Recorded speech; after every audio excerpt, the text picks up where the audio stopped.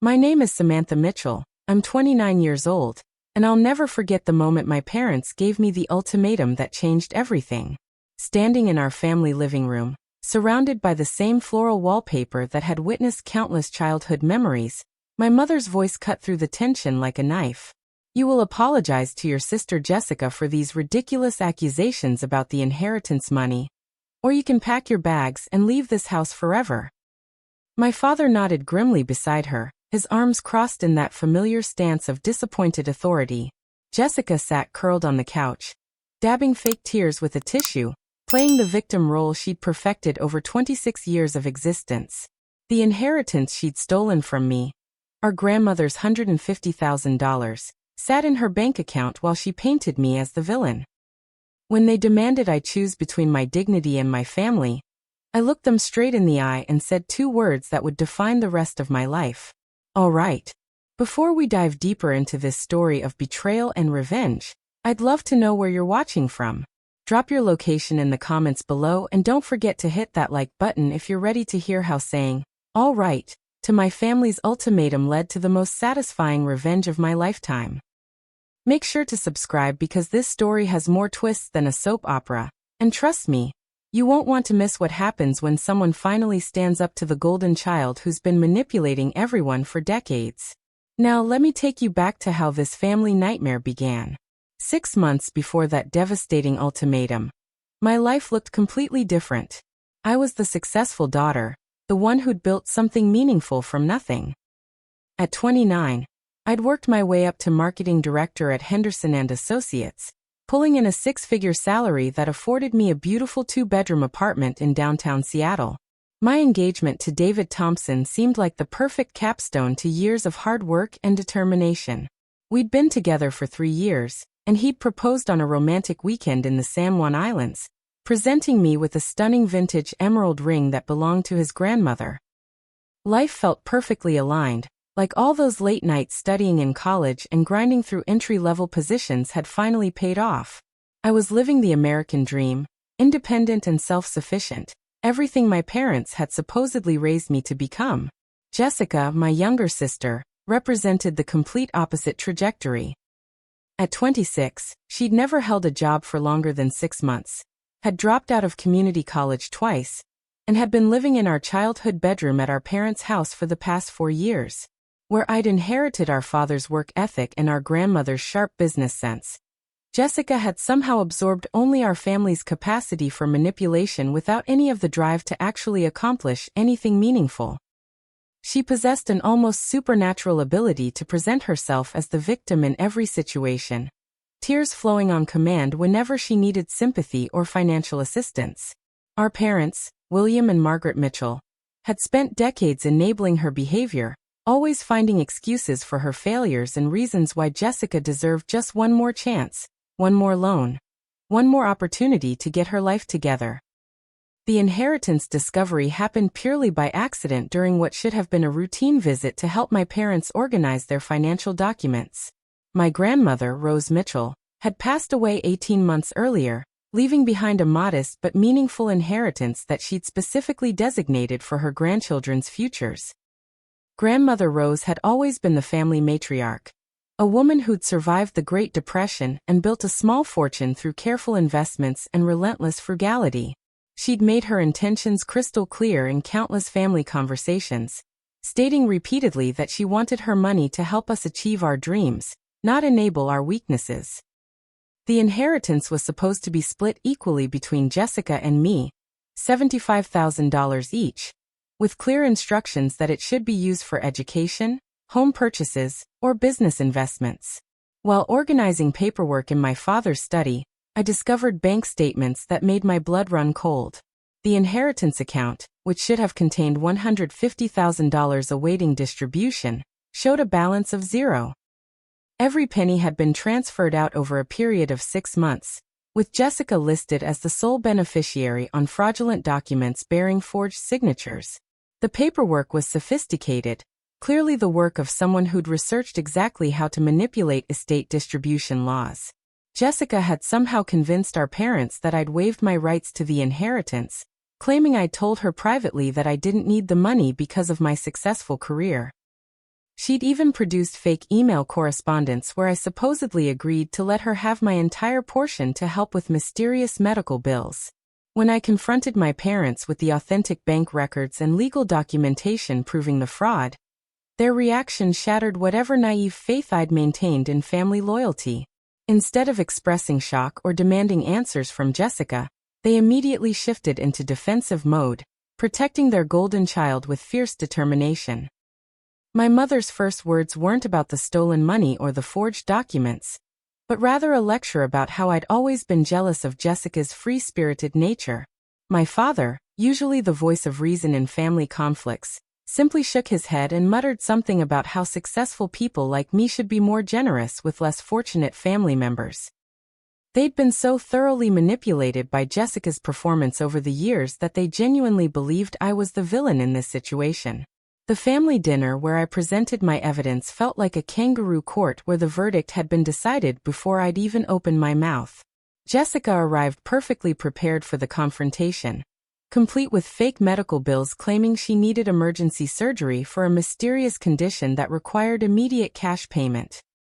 She'd researched obscure medical procedures that insurance supposedly wouldn't cover, creating an elaborate fiction about how my inheritance money had saved her life.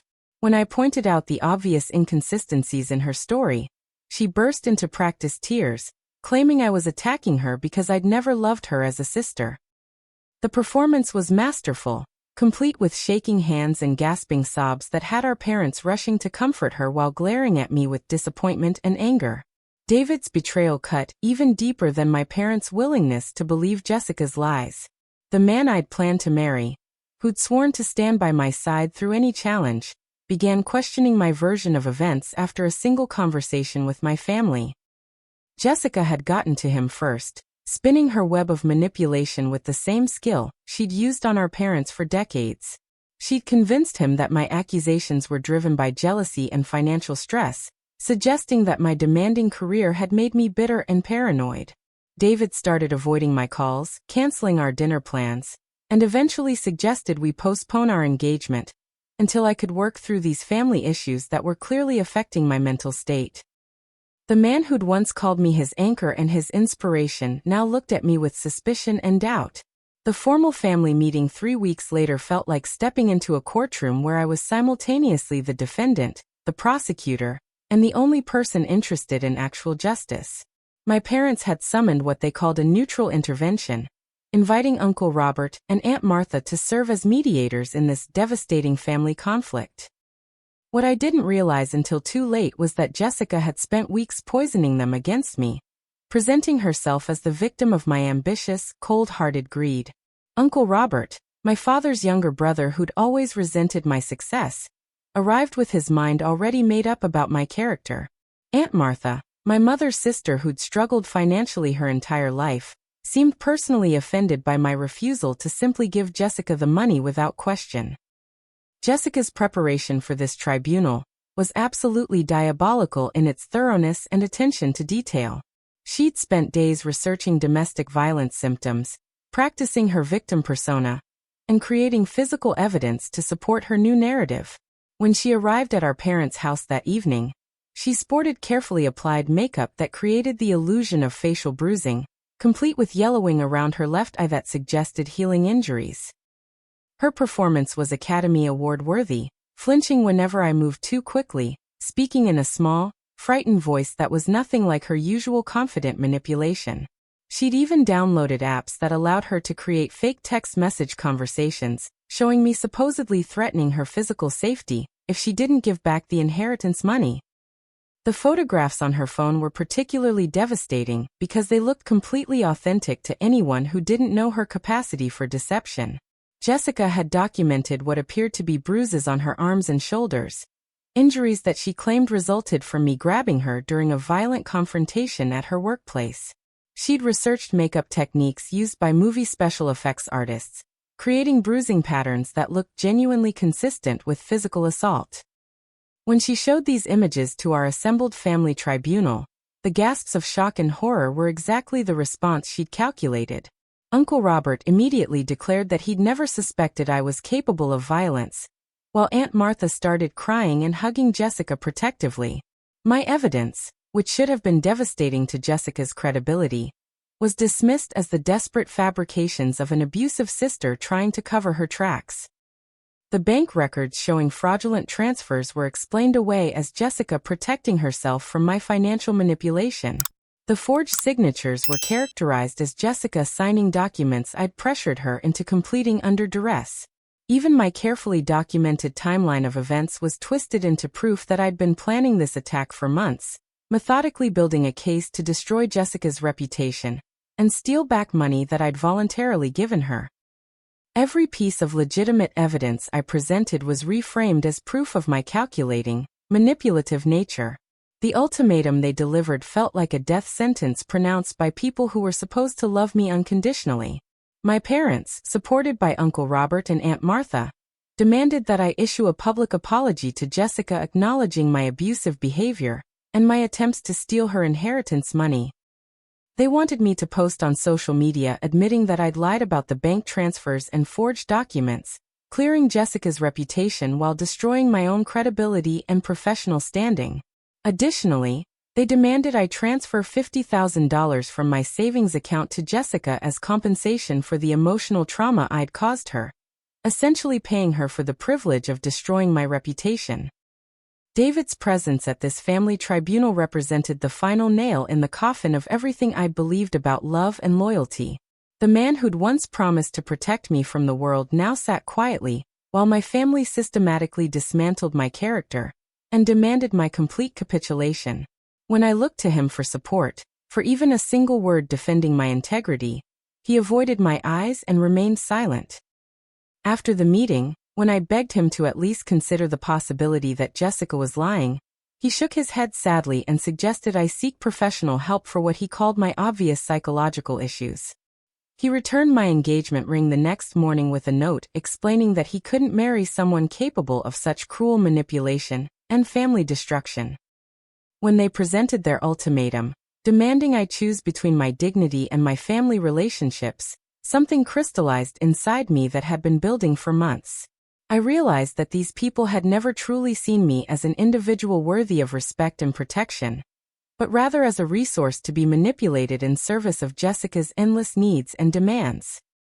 Their version of family love was conditional on my willingness to sacrifice my truth, my financial security, and my self-respect to maintain Jessica's carefully constructed fiction.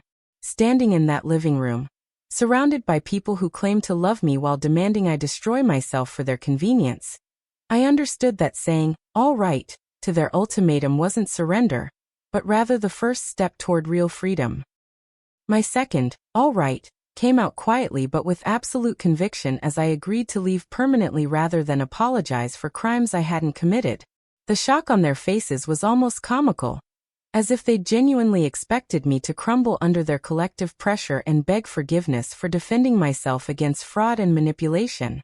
They'd underestimated my capacity for independence, assuming that my love for family would override my commitment to truth and justice. As I walked upstairs to pack my belongings, I could hear Jessica's victory celebration beginning below, her tears magically transforming into laughter the moment she thought I was out of earshot. Portland, Oregon became my refuge, a city where nobody knew my family's version of events or had preconceived notions about my character. I'd chosen it specifically because Jessica would never think to look for me there, and because the marketing industry offered enough opportunities to rebuild my career without depending on references from my previous life. The studio apartment I rented in Southeast Portland was a dramatic downgrade from my Seattle home. Barely 400 square feet with walls so thin, I could hear my neighbors' conversations through the cheap drywall. But it was mine, paid for with money Jessica couldn't steal, in a place where her manipulation couldn't reach me. The job loss came exactly 2 weeks after I'd started working at a mid-sized advertising agency that specialized in outdoor recreation brands.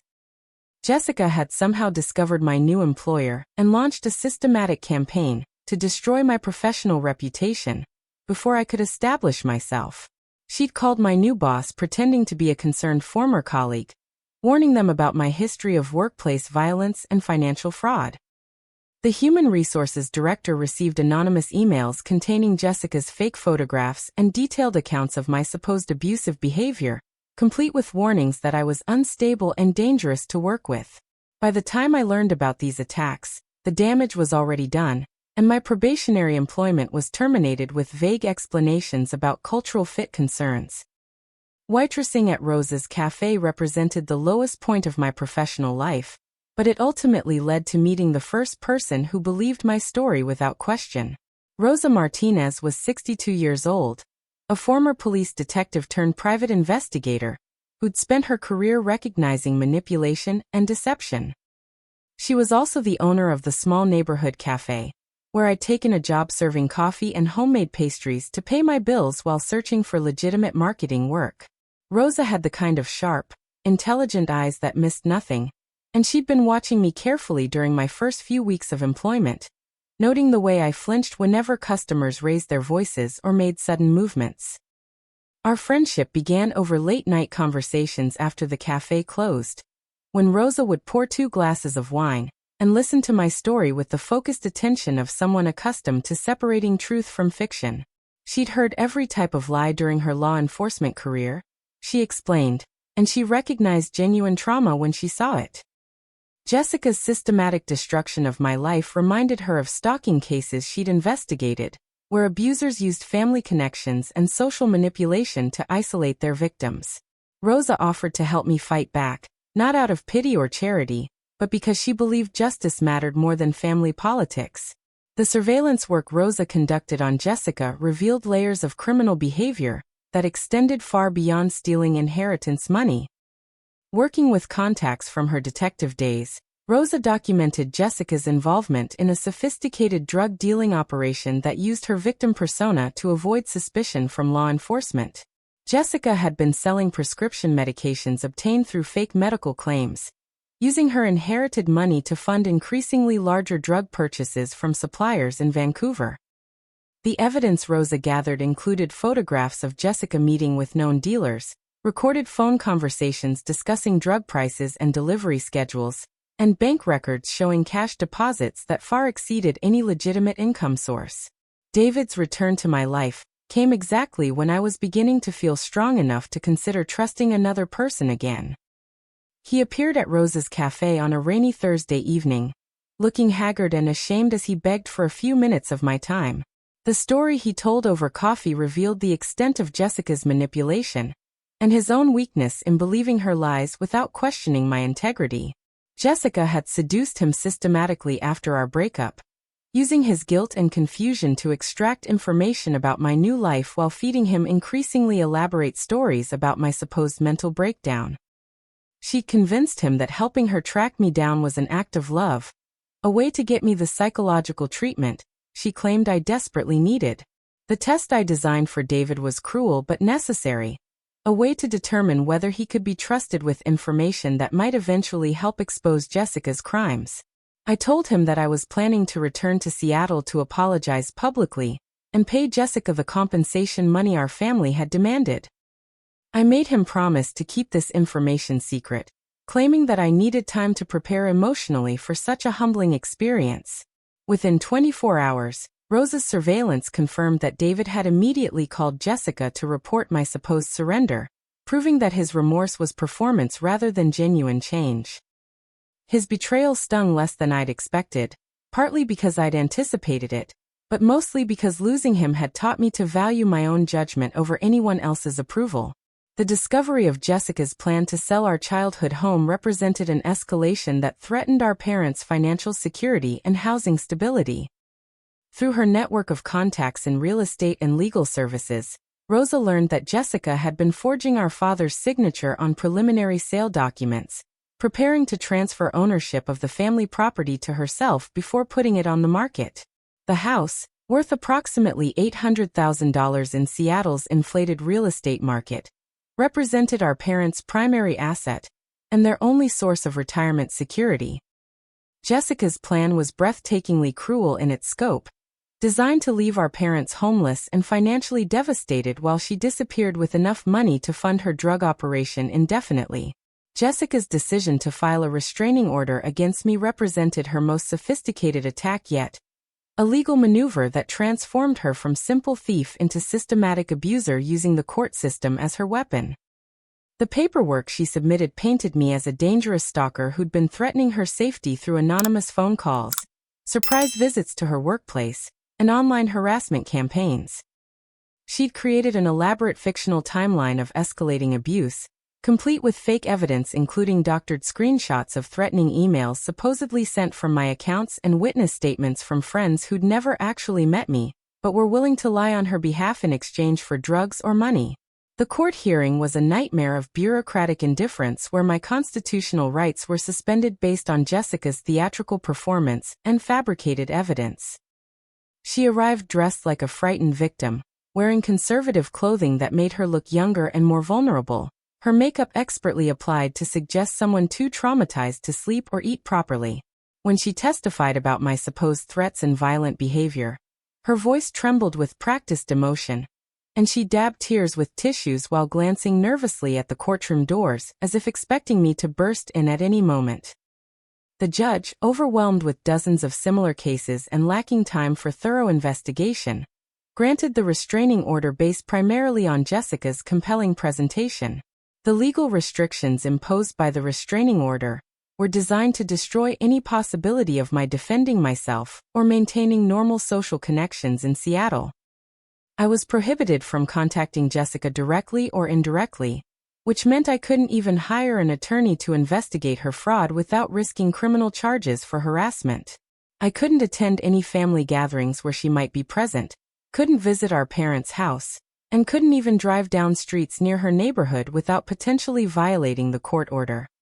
Most devastatingly, the restraining order appeared in background checks, making it nearly impossible for me to find legitimate employment in any position requiring security clearance or client interaction. Thomas Bradley became my lifeline during this period of legal persecution, a criminal defense attorney who specialized in cases involving family fraud and false accusations. Tom was 45 years old, divorced, and deeply committed to protecting people who'd been victimized by the justice system's willingness to believe compelling lies over inconvenient truths. He'd built his practice representing individuals falsely accused of domestic violence, recognizing that the legal system's necessary bias toward protecting genuine victims sometimes enabled sophisticated manipulators to destroy innocent people's lives.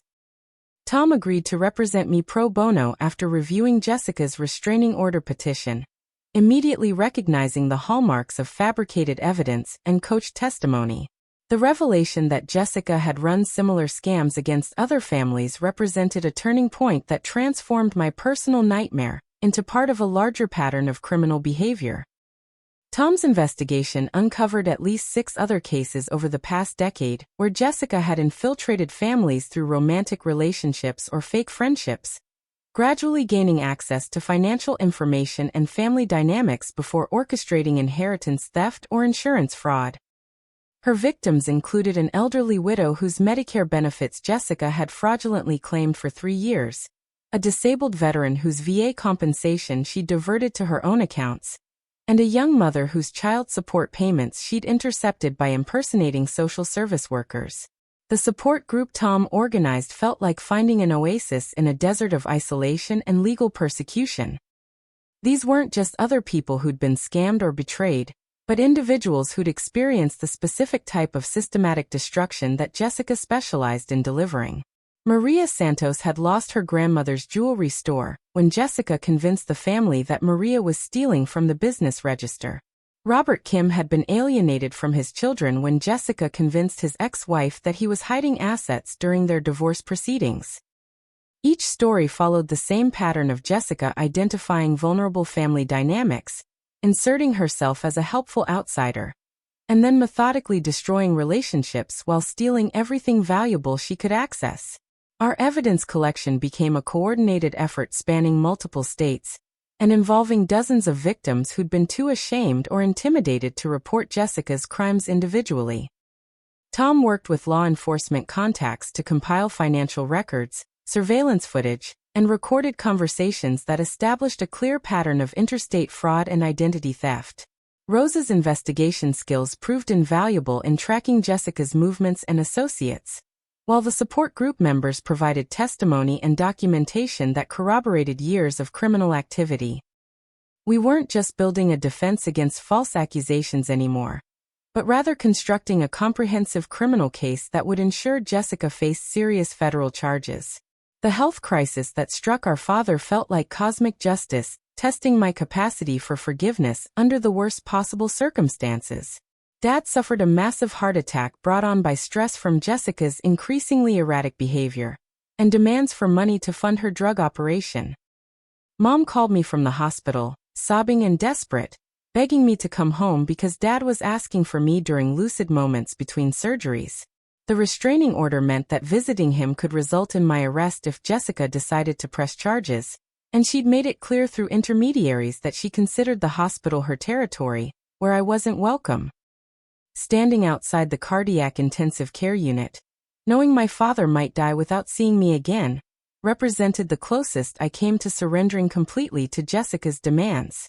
Jessica's cruelest manipulation during Dad's hospitalization involved convincing the medical staff that I was a dangerous family member who might attempt to harm our father if allowed access to his room. She provided them with copies of the restraining order and detailed accounts of my supposed mental instability, positioning herself as the responsible daughter protecting our vulnerable parent from his abusive older child. The nurses and doctors, acting on what they believed was legitimate safety information, refused my request for visitation and threatened to call security if I attempted to enter the cardiac unit. I spent 3 days sleeping in the hospital parking lot, hoping for just a glimpse of our father through a window, while Jessica maintained a vigil inside the room, playing the role of devoted daughter for medical staff and other family members. The moment when I almost gave up completely came during Dad's funeral planning, when Jessica's lawyer informed Tom that any attempt by me to attend the service would result in immediate criminal charges for violating the restraining order. She'd managed to transform our father's death into another opportunity to torture me, ensuring that my final memory of him would be watching his funeral from across the street through binoculars, too far away to hear the eulogies or participate in saying goodbye. That night, sitting alone in my Portland apartment with a bottle of sleeping pills in my hand, I understood exactly how Jessica's previous victims had felt when they'd chosen suicide over continuing to fight her seemingly unlimited capacity for cruelty and destruction. The will reading 3 weeks after Dad's funeral felt like attending my own execution, a legal formality that would finalize Jessica's complete victory over our family's assets and my father's memory. She'd somehow convinced our grieving father to modify his estate planning during his final hospitalization, signing documents that left everything to her while explicitly disinheriting me for what the paperwork described as my history of family violence and financial abuse. The lawyer who'd drafted these modifications was a longtime family friend who'd known me since childhood, but Jessica's performance as the protective daughter had convinced him that helping her secure Dad's assets was an act of compassion rather than complicity in fraud. Jessica's immediate announcement that she intended to sell our childhood home within 30 days was breathtakingly callous, even by her standards of emotional cruelty. This wasn't just about money anymore, but about erasing every trace of family history and leaving our mother homeless and financially devastated. She'd already contacted real estate agents and scheduled property inspections, treating our father's death as a business opportunity rather than a family tragedy. Mom, still deep in grief and dependent on medication to function, was presented with Jessica's decision as a fait accompli, with no consideration for her emotional attachment to decades of memories or her practical need for affordable housing. The rock-bottom moment came when I found myself sleeping in my car after being evicted from my Portland apartment, unable to afford rent while spending every penny on legal fees and private investigator services. My savings account, once a source of pride and security, had been depleted by months of fighting Jessica's legal attacks and funding the investigation into her criminal activities. The marketing career I'd spent years building lay in ruins, destroyed by Jessica's systematic character assassination campaign that followed me to every potential employer. I was 30 years old, college-educated and professionally accomplished, Yet I was living like a homeless vagrant because one person's determination to destroy me had proven more powerful than my capacity to defend myself. The suicide attempt happened on a rainy Tuesday evening in November, exactly 6 months after Dad's funeral, and 1 year since I'd first discovered Jessica's inheritance theft. I'd swallowed half a bottle of prescription sleeping pills purchased from one of Jessica's drug-dealing associates, preparing to end the pain that had consumed my life since choosing truth over family loyalty. Rosa found me unconscious in my car outside the cafe, having become worried when I missed my shift without calling or texting. The hospital stay that followed wasn't just medical treatment, but a psychological reckoning with how completely Jessica had succeeded in destroying my will to live and fight for justice. Tom and Rosa's intervention during my darkest moment transformed my suicidal despair into laser-focused determination for strategic revenge that would use Jessica's greed and narcissism against her. They'd spent weeks developing a comprehensive plan that went beyond simple evidence gathering or legal defense, designing an elaborate con game that would trick Jessica into confessing her crimes while simultaneously destroying her drug operation and financial resources. The plan required me to become someone I'd never been before, someone willing to manipulate and deceive with the same ruthless efficiency that Jessica had used against our family for years. The fictional inheritance scam we designed exploited Jessica's inability to resist easy money and her complete lack of research skills when presented with opportunities that appealed to her greed. Tom created fake legal documents establishing that our great-aunt Millicent, Dad's elderly sister who'd supposedly died in Arizona, had left a massive inheritance specifically for Jessica after hearing about her struggles with medical bills and family persecution. The inheritance was supposedly worth $2.5 million, but required Jessica to pay substantial legal fees and tax deposits up front to claim her windfall. Every detail was carefully crafted to seem legitimate while requiring Jessica to liquidate her stolen assets and drug operation profits to pursue this fictional fortune. Rosa's surveillance operation captured Jessica's reaction to the fake inheritance news, documenting her immediate shift from practiced grief over Dad's death to excited calculation about how this money would fund her expansion into harder drugs and more sophisticated criminal operations. She celebrated with her drug-dealing associates, bragging about her superior manipulation skills, and mocking our family's stupidity in believing her victim performance for so long. These recordings, obtained legally through Rosa's private investigator license, would later become crucial evidence in federal court proceedings against Jessica's entire criminal network. The bait worked exactly as we'd predicted, with Jessica immediately contacting the fake law firm Tom had established using borrowed office space and temporary phone lines. She was so eager to claim her fictional inheritance that she didn't perform basic verification checks that would have exposed our deception within minutes. Instead, she followed every instruction provided by Tom's fictional legal team, transferring money from multiple hidden accounts to pay fake fees and taxes, unknowingly documenting the full extent of her stolen assets and drug operation profits for law enforcement agencies. Jessica's decision to involve her drug-dealing associates in the inheritance scam represented an unexpected bonus that allowed us to gather evidence against her entire criminal network, rather than just her individual crimes against our family. She'd recruited them to help transport and launder the large cash payments supposedly required to claim her inheritance, unwittingly introducing them to an FBI investigation that had been tracking their activities for months. When Jessica arranged meetings between her associates and our fake legal team, she was actually delivering them directly to federal agents who'd been seeking evidence to dismantle their entire operation. The confession recordings we obtained during these fake legal meetings exceeded our wildest expectations for evidence quality and criminal admissions. Jessica, convinced that she was speaking with lawyers bound by attorney-client privilege, provided detailed accounts of every fraud she'd committed against our family and numerous other victims. She bragged about forging Dad's signature on estate documents, admitted to manufacturing evidence for the restraining order, and described her systematic campaign to destroy my career and personal relationships. Most importantly, she confessed to stealing the inheritance money and explained exactly how she'd manipulated our parents into believing I was the criminal in our family's tragedy. Jessica's panic when her fake inheritance lawyers suddenly stopped responding to her calls and messages was absolutely delicious to witness through Rose's carefully positioned surveillance cameras. She'd invested nearly $200,000 of stolen money and drug profits into claiming her fictional windfall, liquidating hidden assets and borrowing heavily from dangerous criminal associates who expected rapid repayment with substantial interest. When the fake law firm's phone lines were disconnected and the temporary office space was vacated, Jessica found herself financially exposed and unable to explain to her criminal partners why their investment in her inheritance claim had simply vanished.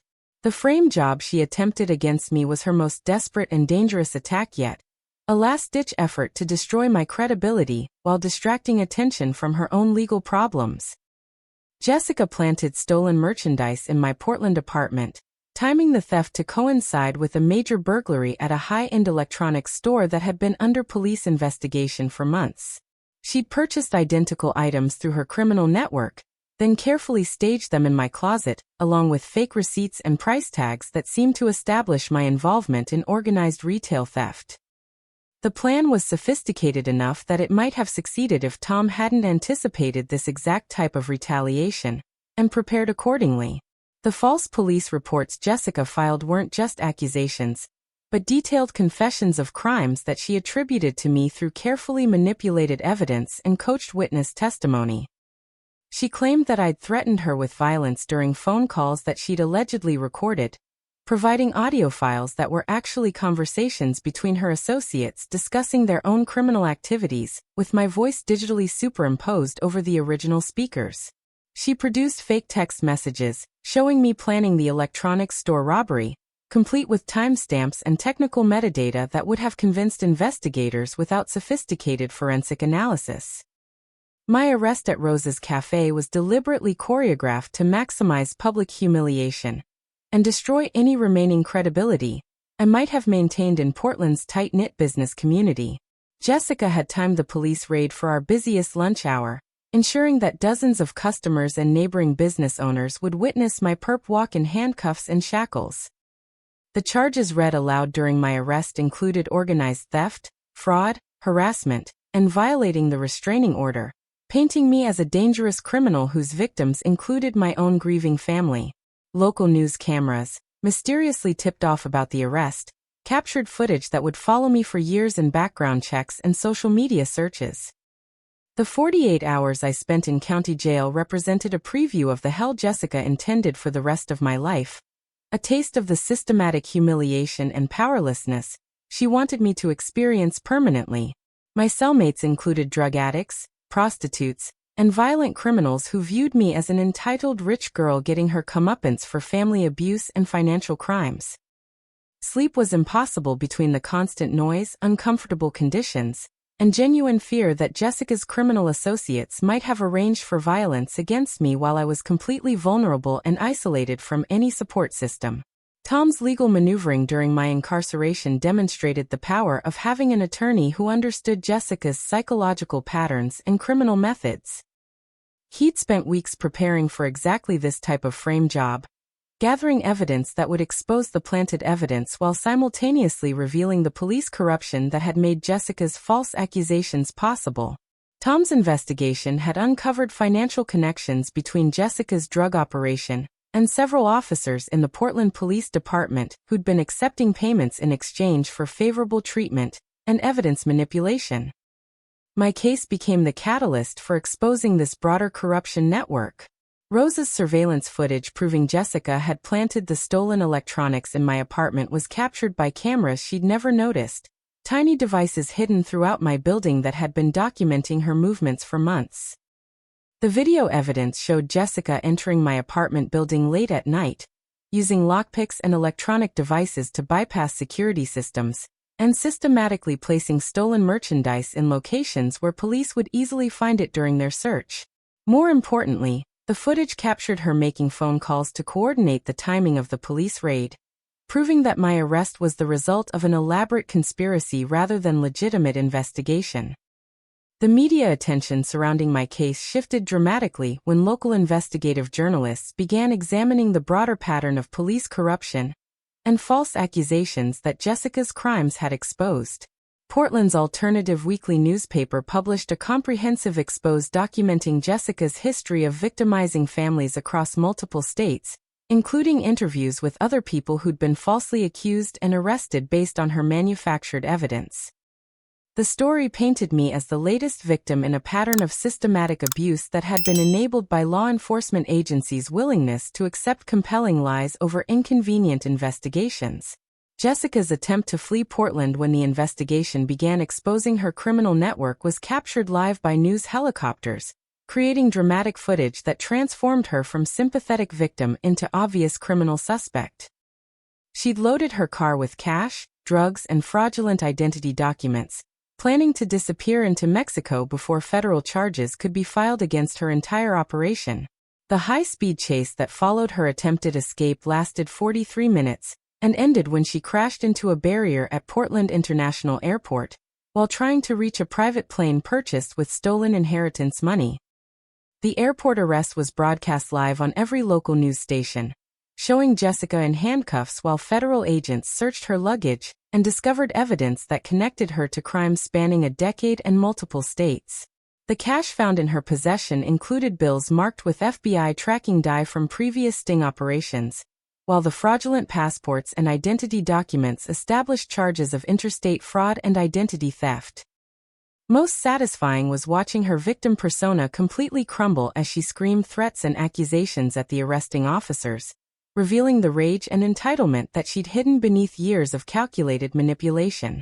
Our parents' reaction to Jessica's arrest was captured by news cameras positioned outside their house, showing Mom collapsing in Dad's arms as the full scope of Jessica's criminal behavior became undeniable through detailed federal charges and overwhelming evidence. The woman they'd protected and enabled for decades was revealed to be a sophisticated criminal who'd victimized dozens of families while using their home as a base of operations for drug trafficking and financial fraud. The guilt and shame in their eyes was heartbreaking, but also represented the first step toward acknowledging the terrible injustice they'd helped perpetrate against me. The federal court proceedings transformed Jessica from master manipulator into desperate criminal defendant, stripped of the family protection and victim persona that had enabled her crimes for decades. Federal prosecutors presented evidence spanning multiple jurisdictions and involving dozens of victims, establishing a pattern of sophisticated financial fraud, identity theft, and drug trafficking that made Jessica's individual crimes against our family seem almost minor in comparison. The prosecution's case was methodical and devastating, documenting every bank transfer, every forged signature, and every false accusation with forensic precision that left no room for Jessica's usual manipulation tactics. The parade of victims who testified against Jessica created a comprehensive picture of systematic predatory behavior that had destroyed families and individuals across the country for over a decade. Maria Santos testified about losing her grandmother's jewelry business, choking back tears as she described watching her family torn apart by Jessica's false accusations of theft and financial abuse. Robert Kim explained how Jessica's lies during his divorce proceedings had cost him custody of his children and left him financially ruined. Elderly widow Florence Patterson, testifying via video link because she was too frail to travel, described how Jessica had stolen 3 years of Medicare benefits while posing as a caring home health aide. Jessica's attempts to maintain her victim persona in federal court were immediately exposed by prosecutors who'd studied her psychological patterns and prepared specifically for her manipulation tactics. When she tried to claim that she'd been coerced into criminal behavior by abusive family members, prosecutors presented recordings of her bragging to associates about her superior manipulation skills and mocking her victim's stupidity. When she attempted to generate sympathy by claiming poverty and desperation, financial records showed hundreds of thousands of dollars in luxury purchases and drug operation investments.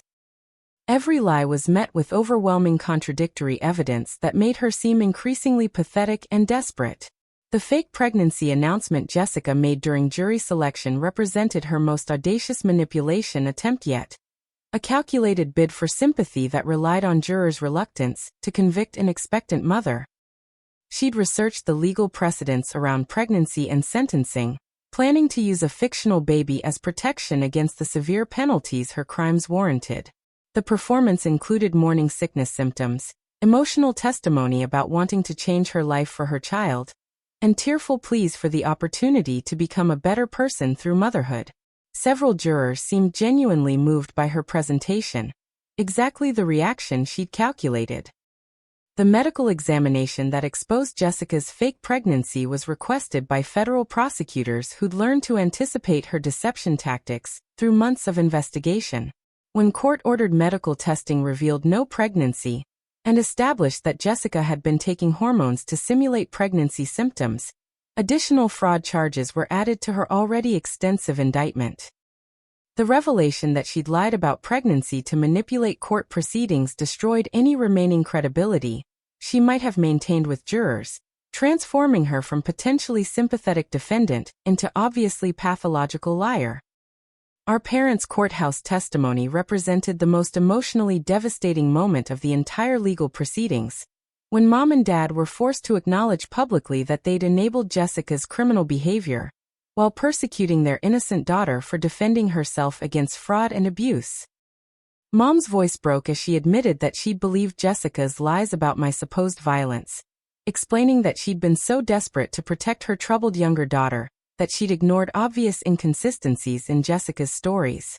Dad, looking years older than his actual age, described the guilt and regret that had consumed him since learning the truth about Jessica's systematic manipulation of our family dynamics.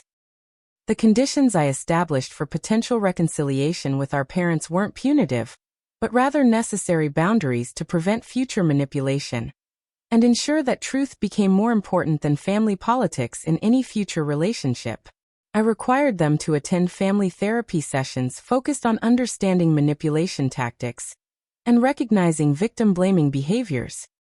They needed to issue public statements acknowledging that they'd been wrong about Jessica's character and my innocence, correcting the false narrative that had damaged my reputation in our community.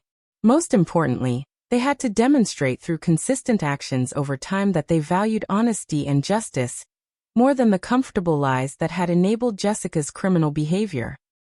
Jessica's sentencing hearing was attended by dozens of her victims, people who'd traveled from across the country to witness justice finally being served against someone who'd destroyed their families and stolen their financial security. The federal judge who presided over her case had reviewed hundreds of similar fraud prosecutions during his career, but he described Jessica's systematic targeting of family relationships and vulnerable individuals as particularly heinous criminal behavior that warranted the maximum penalties allowed under federal sentencing guidelines. Jessica received 8 years in federal prison plus 5 years of supervised probation, along with restitution orders that would require her to repay over $4 million to victims across multiple states. The recovery of our family home through legal proceedings that voided Jessica's fraudulent property transfers felt like a miracle, but also represented justice delayed rather than justice denied. Tom's legal team had documented every forged signature and fraudulent document Jessica had used to steal family assets, creating an ironclad case for voiding all transfers completed through fraud and identity theft. The house was returned to our parents' ownership, along with the remainder of Dad's estate that Jessica hadn't managed to liquidate during her attempted escape. More importantly, the legal precedent established by our case would help future victims recover assets stolen through similar family manipulation schemes. David's pathetic attempt to reconcile with me after Jessica's conviction was met with the contempt and dismissal his betrayal deserved. A satisfying rejection that closed the door permanently on someone who'd proven himself incapable of loyalty or moral courage. He approached me outside the courthouse after Jessica's sentencing, offering apologies and explanations that focused more on his own guilt and shame than on acknowledging the harm his betrayal had caused me. When he suggested we could start fresh now that the truth was finally established, I looked him straight in the eye and delivered the rejection he deserved. Some bridges, once burned, can never be rebuilt. You chose Jessica over me when it mattered, and that choice revealed everything I needed to know about your character. Mitchell Martinez Investigations became more than just a business partnership between Rosa and me, but rather a mission-driven organization dedicated to helping families victimized by the type of systematic manipulation and financial fraud that Jessica had perfected over years of criminal practice. Our company specialized in cases involving inheritance theft, elder abuse, and false accusations within family systems, offering investigation services and legal support to people who found themselves isolated and attacked by relatives they'd trusted completely. The business grew rapidly as word spread about our success in exposing Jessica's crimes and recovering stolen assets for dozens of victims across multiple states. Rosa's transition from retired detective to my full business partner represented one of the most positive developments in my personal recovery, a professional relationship built on mutual respect and shared commitment to justice rather than the family obligations and romantic dependencies that had made me vulnerable to manipulation in the past. She brought decades of investigative experience and law enforcement connections to our partnership, while I contributed marketing expertise and the first-hand understanding of victim psychology that came from surviving Jessica's systematic destruction campaign. Together, we created an organization that combined professional investigation skills with genuine empathy for people whose families had turned against them. Tom's decision to join our firm as chief legal counsel created a comprehensive support system for families dealing with sophisticated financial fraud and false accusations within their own homes. His experience defending people falsely accused of domestic violence and financial crimes made him uniquely qualified to recognize manipulation tactics and develop legal strategies that protected victims while exposing perpetrators. The combination of Rosa's investigation capabilities, Tom's legal expertise, and my understanding of family manipulation dynamics made our firm incredibly effective at helping victims who'd been failed by traditional law enforcement and legal systems. The support group that evolved from our business operations became a national network of families who'd survived systematic manipulation and financial abuse, offering emotional support and practical assistance to people facing the same isolation and legal persecution I'd experienced during Jessica's destruction campaign. We organized quarterly conferences where victims could share their stories, learn about their legal rights, and connect with others who understood the unique trauma of being betrayed by people who were supposed to love and protect them. The group also served as an early warning system that helped us identify predators who targeted multiple families using similar manipulation techniques. Our parents' slow journey toward redemption required years of consistent effort and genuine change rather than simple apologies or financial gestures, a process that tested my capacity for forgiveness while establishing healthy boundaries that protected my emotional well-being. They attended family therapy sessions focused on understanding how they'd enabled Jessica's manipulation, learning to recognize victim-blaming behaviors, and develop healthier responses to family conflict. Mom and Dad also participated in our support group meetings, sharing their story as parents who'd been manipulated into victimizing their innocent child, helping other families recognize and avoid similar dynamics. Jessica's prison phone calls represented her final attempts at manipulation from behind bars, desperate efforts to maintain control and extract sympathy from anyone willing to listen to her revised victim narrative. She called our parents collect multiple times per week, alternating between tearful apologies and angry accusations depending on which emotional manipulation tactic seemed most likely to generate the response she wanted. She tried calling me directly several times, leaving voicemails that ranged from fake contrition to explicit threats about what she would do upon her release. Tom advised me to save these recordings as evidence of continued harassment, but I found listening to her voice so triggering that Rosa handled the documentation, while I focused on healing and moving forward. The romantic relationship I developed with Marcus Chun, a fellow business owner who'd survived his own family manipulation trauma, represented the first time I'd been able to trust another person completely since David's betrayal during Jessica's destruction campaign. Marcus owned a nonprofit organization that helped immigrants navigate legal systems and financial exploitation, work that had taught him to recognize manipulation and maintain healthy boundaries in personal relationships. Our connection was built on mutual understanding of trauma recovery and shared commitment to using our experiences to help others, rather than the romantic fantasy and family approval seeking that had made me vulnerable to David's weakness and betrayal. The expansion of our investigation firm into a national organization specializing in family fraud cases allowed us to help hundreds of victims, while building a comprehensive database of manipulation tactics and criminal patterns that law enforcement agencies use to identify and prosecute similar cases. We published research papers on family manipulation psychology, developed training programs for social workers and legal professionals, and created educational materials that helped families recognize warning signs before becoming victims of systematic fraud and emotional abuse. Our work was featured in national media coverage that raised awareness about family predators and gave victims a voice in discussions about domestic manipulation and financial exploitation. Jessica's first parole hearing was attended by over 30 victims who traveled from across the country to ensure that their voices were heard in discussions about her potential release. Tom coordinated victim impact statements that documented the lasting harm Jessica's crimes had caused to individuals and families, including ongoing financial hardship, trust issues, and psychological trauma that continued years after her conviction. My own impact statement focused on the systematic destruction of family relationships and the way Jessica's manipulation had weaponized love and loyalty against her victims, turning their deepest emotional connections into tools of abuse and exploitation. The parole board's decision to deny Jessica's release after reviewing the overwhelming evidence of unrepented criminal behavior and continued manipulation attempts felt like final vindication for everyone she'd victimized over years of systematic predatory behavior. Board members noted that Jessica had shown no genuine remorse for her crimes, had continued attempting to manipulate prison staff and fellow inmates, and had used her limited phone privileges to harass victims and their families. They specifically cited the recordings of her threatening phone calls to me and other victims as evidence that she remained a danger to public safety and was not suitable for supervised release.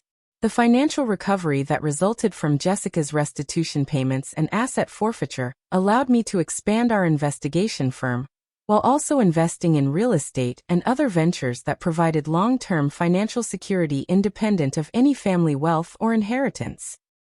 The inheritance money Jessica had stolen was recovered with substantial interest and penalties, but more importantly, I'd built a successful business that generated income through helping others rather than depending on family generosity or romantic partnerships.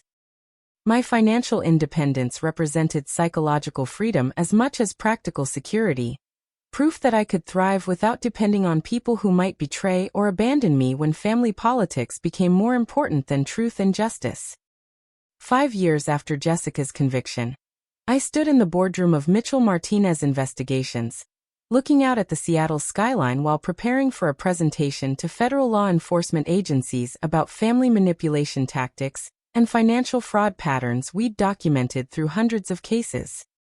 My company employed 15 investigators, 6 attorneys, and a full-time victim advocacy staff that provided emotional support and practical assistance to families torn apart by systematic manipulation and financial abuse. We'd helped recover over $20 million in stolen assets while assisting law enforcement agencies in prosecuting dozens of family predators who'd operated with impunity for years before their victims found our organization. Mom's cancer diagnosis arrived like a cosmic test of my capacity for compassion over revenge, an opportunity to choose love over justified anger, when someone who'd wronged me faced their own mortality and suffering. She called me herself to deliver the news, her voice small and frightened as she explained that doctors had found aggressive tumors throughout her liver and pancreas, giving her perhaps 6 months to live with treatment or 8 weeks without it. The conversation was awkward and painful, filled with years of unresolved hurt, and the knowledge that time was running out for any meaningful reconciliation between us.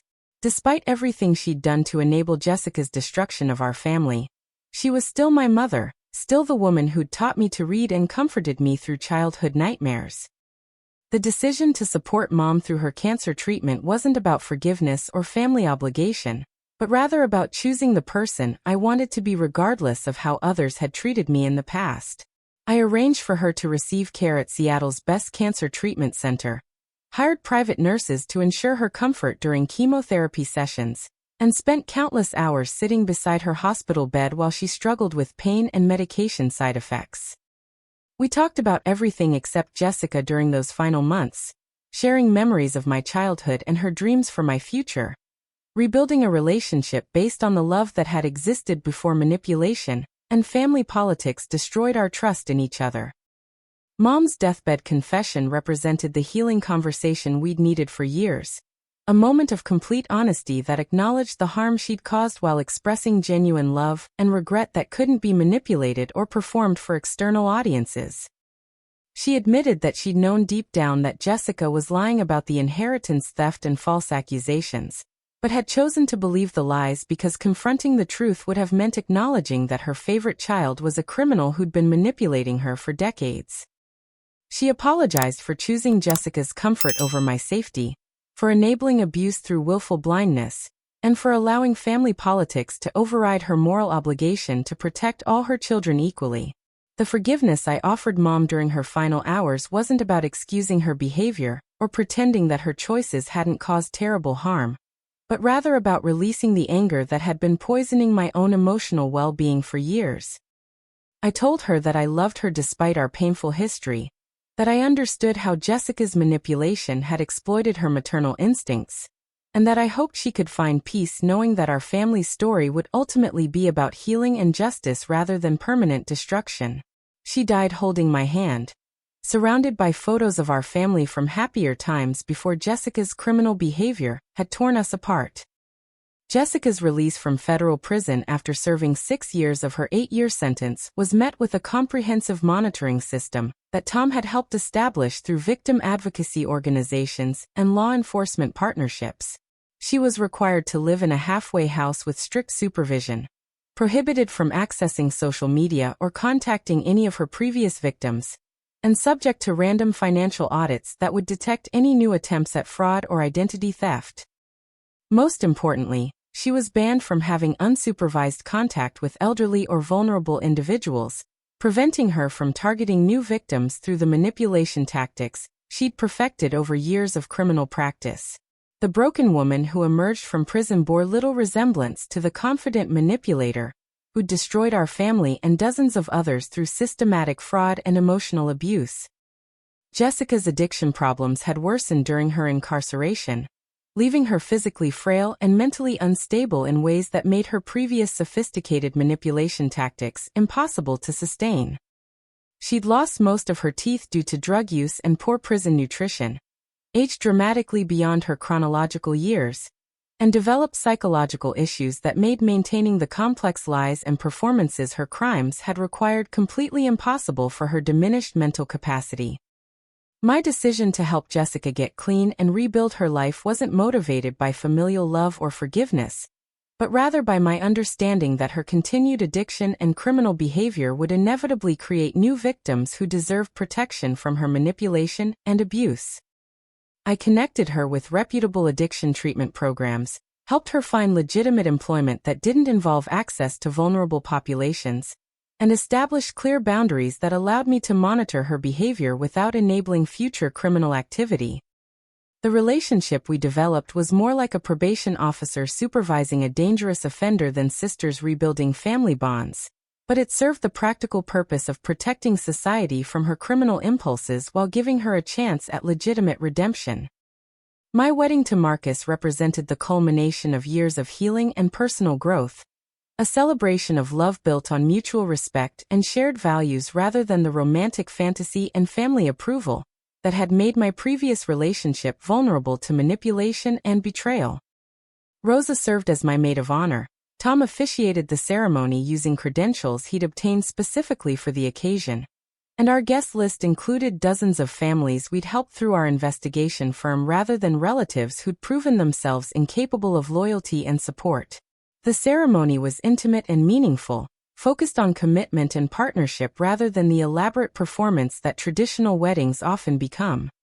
The pilgrimage Marcus and I made to Dad's grave 5 years after his death allowed me to finally process the grief and anger that Jessica's manipulation had prevented me from experiencing during his funeral, when the restraining order had forced me to watch his burial from a distance like a criminal rather than a mourning daughter. I brought flowers and a letter explaining how his death had motivated me to fight for justice and truth, how the investigation firm we'd built was helping other families avoid the manipulation and destruction that had torn ours apart. Standing beside his headstone with my husband's supportive presence, I felt a sense of peace and closure that had been impossible when Jessica's lies and legal attacks had dominated every aspect of my emotional landscape. The wisdom I shared with our daughter Emma as she grew old enough to understand family history focused on the importance of trusting her own perceptions and maintaining personal boundaries, even with people who claim to love her unconditionally. I taught her to recognize manipulation tactics, to value truth over comfort, and to understand that real love never requires someone to sacrifice their dignity or integrity for another person's convenience or emotional needs. Most importantly, I wanted her to know that saying all right to unreasonable demands from family members wasn't surrender, but rather the first step toward freedom and authentic relationships built on mutual respect rather than obligation and guilt. The life philosophy that emerged from my experience surviving Jessica's systematic destruction campaign was simple but profound. Sometimes the people who claim to love you most are actually the ones most committed to controlling and diminishing you for their own benefit. Real family isn't determined by blood relationships or legal obligations, but by the consistent choices people make to support, protect, and celebrate each other's growth and happiness. When someone forces you to choose between your dignity and their approval, choosing your dignity opens doors to relationships and opportunities that would never have been possible if you'd remained trapped in dysfunctional family dynamics that prioritized comfort over truth. As I finished preparing for another day of helping families torn apart by manipulation and financial fraud, I reflected on how saying all right to my parents' ultimatum 7 years earlier had led to the most meaningful and satisfying life I could have imagined. The investigation firm Rosa and I built together had helped hundreds of victims recover stolen assets and rebuild their lives, while my marriage to Marcus provided the emotional security and partnership that had been impossible when I'd prioritized family approval over personal integrity. Jessica remained a cautionary tale rather than a source of ongoing pain, a reminder that some people are simply incapable of love and loyalty, but that their limitations don't have to define the quality and meaning of your own life journey. That brings us to the end of my story about how refusing to apologize for crimes I didn't commit led to the most authentic and fulfilling life I could have imagined. What would you have done in my situation when forced to choose between family approval and personal integrity? Have you ever experienced manipulation from people who claim to love you unconditionally? Share your thoughts and experiences in the comments below, because your story might help someone else recognize the warning signs of family manipulation before it destroys their life.